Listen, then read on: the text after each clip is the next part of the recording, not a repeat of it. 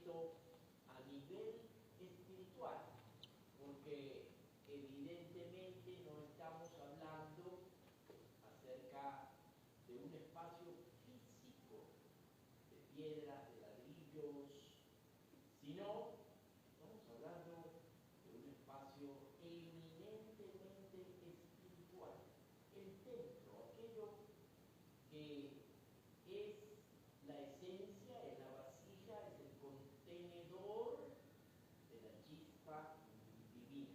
Y ocurrió que hace aproximadamente 2500 años, aproximadamente 1700, el primer templo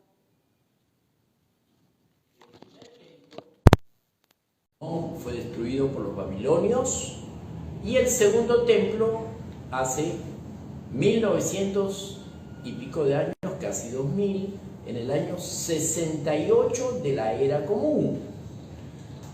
Y realmente no estamos conversando, no estamos hablando de temas materiales, sino más bien de temas espirituales.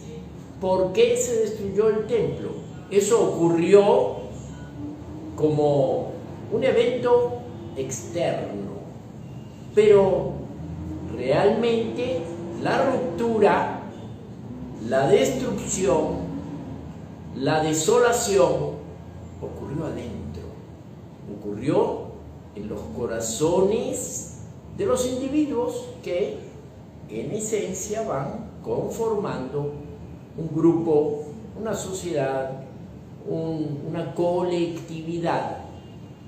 Y ese impacto de ruptura interna, ruptura espiritual, se expresó, se manifestó en el exterior a través de esas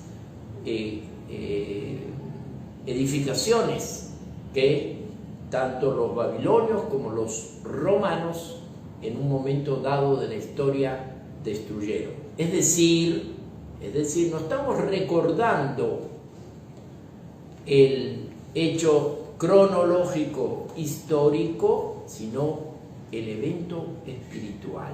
¿Por qué se destruyó el templo? Y esa es la pregunta que hacemos hoy en día, aquí y ahora, hoy 27 de julio de 2023. Estamos planteando por qué, ahora la pregunta es diferente. ¿Por qué no se construyó el templo? Muy bien, se destruyó en aquella época, pero mire cuánto tiempo ha transcurrido para solventar, para conciliar, para armonizar todos esos factores que contribuyeron para la destrucción. Aparentemente, señores, y esta sería una respuesta parcial, aparentemente sí hemos crecido como raza humana, como seres humanos, como individuos, como personas, como Adán, como dice en la Kabbalah, pero a nivel de conciencia todavía hay puntos donde no hemos tocado, y eso nos ha permitido o ha producido que todavía a esta fecha, a esta altura del desarrollo humano, no hayamos reconstruido el templo. Y siempre hacemos la aclaratoria, no estamos hablando del edificio, porque el edificio vienen unos arquitectos, buenos ingenieros, como hay hoy en día tan desarrollados, creatividad, análisis científico, etc., sino a nivel espiritual.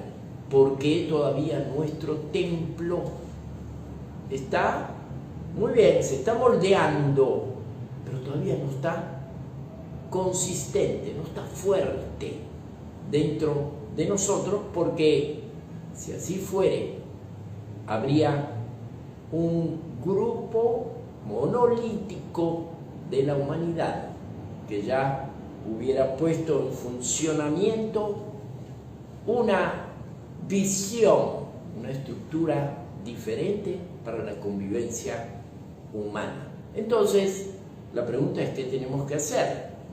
Y la Kabbalah asoma varias respuestas. Hay una que nos dice que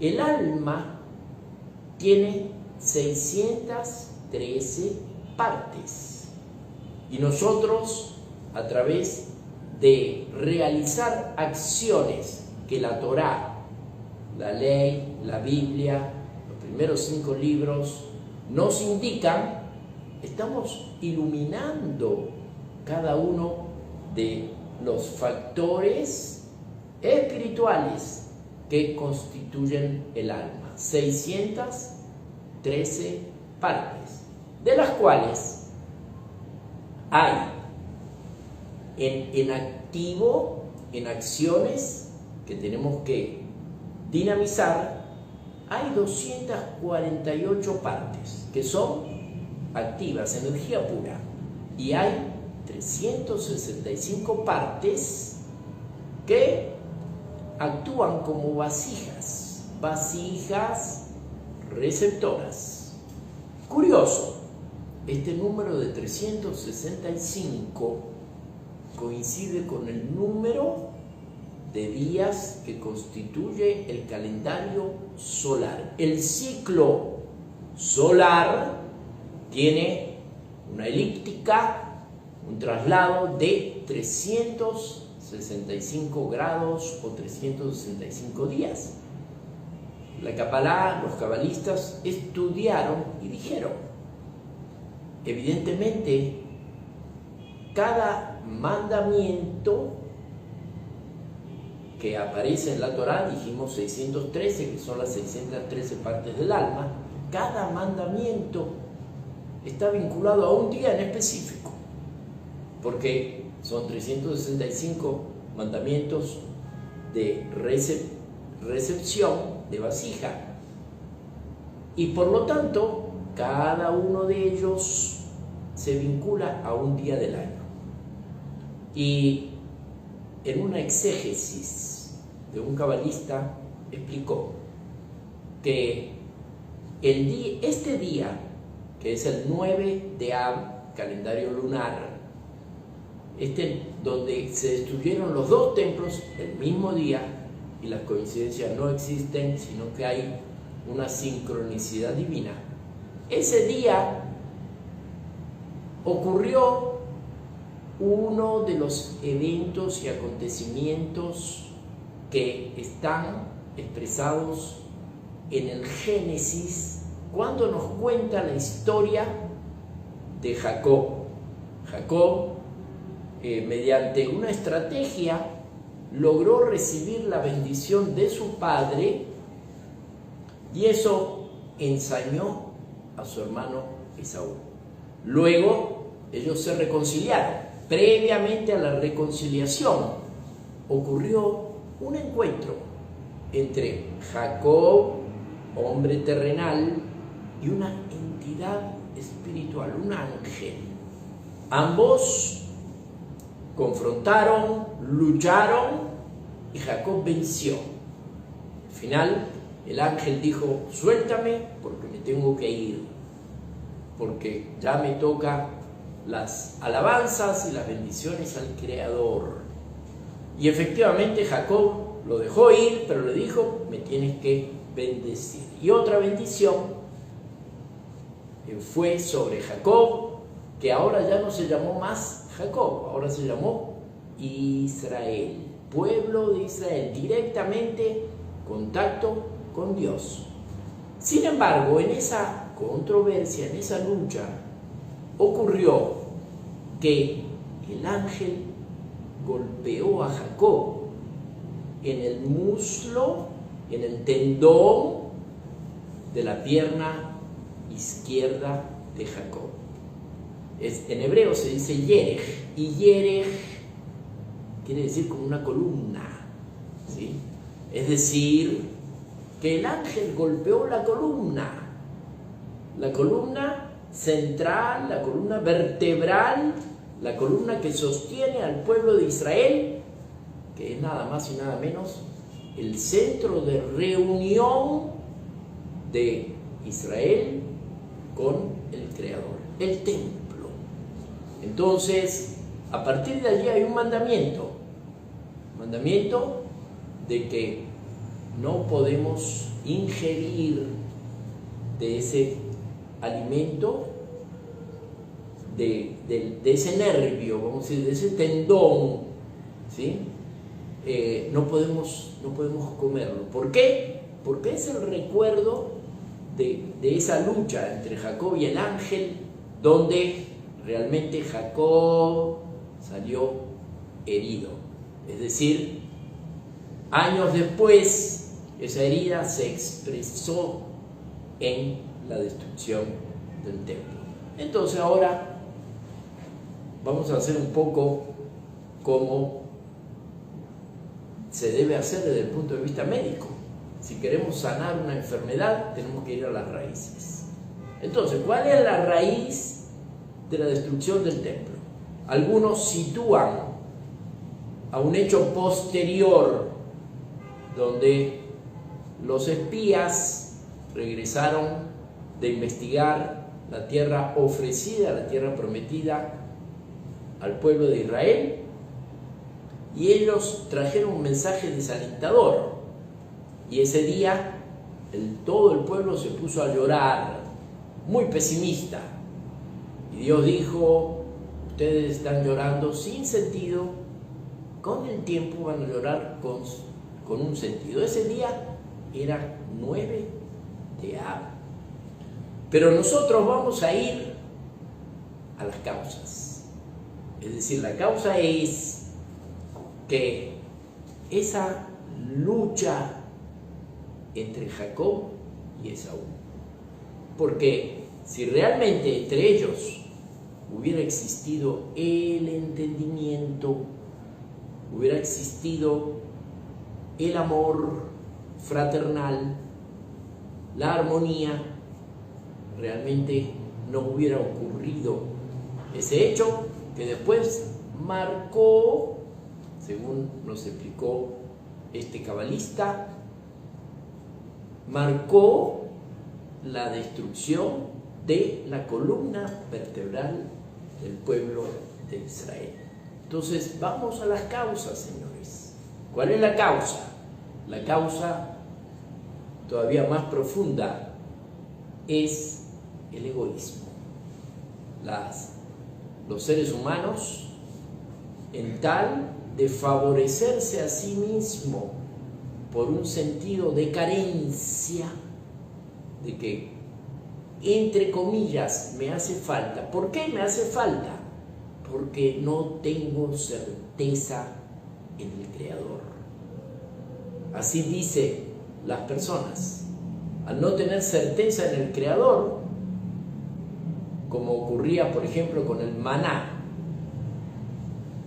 había mucha gente que traía de más y evidentemente se le estropeaba, porque el mandato divino fue: traiga la medida diaria que corresponde, no ponga más, porque si pone más se va a estropear. Pero el ser humano, basado más en lo que ve, en lo que oye, en lo que huele, en lo que saborea, en lo que toca, basado en eso, el ser humano tiene sus reservas de no entregarse a la certeza de entender que el Dios creador, ese Dios supremo, dirige cada uno de nuestras acciones, cada uno de nuestros actos. Hay una sincronicidad humana donde lo primordial es traer el bien para todos nosotros. En esa, justamente, esa carencia, esa necesidad aparente que nos traen los sentidos, tiene que ver con lo que llamamos la autoestima. ¿Cómo nos estimamos?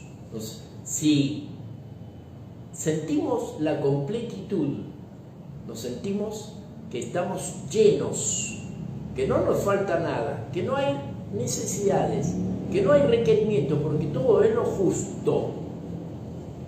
Entonces, nuestra estima está normal. Pero si volvemos a entrar en ese estado, ¿no? ¿Cómo puedo llegar a completar estos aspectos de mi vida? Me falta esto, carezco de lo otro, hay esta necesidad, etc. Realmente allí es donde esa autoestima, esa estima personal baja de nivel. ¿Y cómo hacemos entonces para nivelarla? ¿Qué actitud, qué proceso cabalístico nos puede enseñar? Bueno, aquí tenemos en los 72 nombres que siempre me acompañan en este live y en la vida, tenemos el número 41, ¿sí? Que repite la G 3 veces, es decir, G, G, G. 3 veces G, señores, la G es